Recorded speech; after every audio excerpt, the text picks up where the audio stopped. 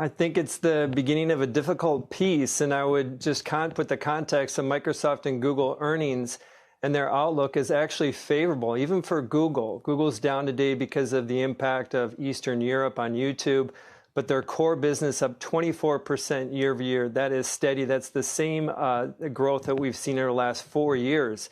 And Microsoft talked about strong growth off of difficult comps. And so what's there not to like with these results? And the simple takeaway is not much except one fine detail, which is the magnitude of the upside of both of these companies has been diminishing over the past year. If you look at Google, they exceeded revenue expectations by 10% in June of 2021, and now they're essentially in line for the March quarter. Microsoft, a much more stable business, exceeded by 4% in June and was exceeded by 1% in the most recent quarter. And the reason why I mention that as kind of the beginning of still a transitory period regarding tech is that we have to look at the curve in terms of what does this tell us, this less upside. And ultimately, the market is thinking that it's not about the March quarter. It may not even be about the June quarter. It's about the September and December quarters. That's what we're thinking about.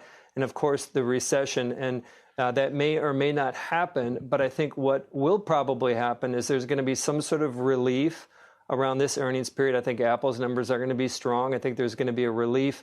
And then I think investors are going to settle back into this uncomfortable place and wonder what's the upside going to be in the June quarter. And ultimately, are we going to get into a recession? And just to finish the thought, Andrew, is that this I guess, more cautious view over the next 3 to 6 months doesn't change my optimism. I think that these companies are going to have a fantastic 2023 because ultimately the base is going to be reset in 2022.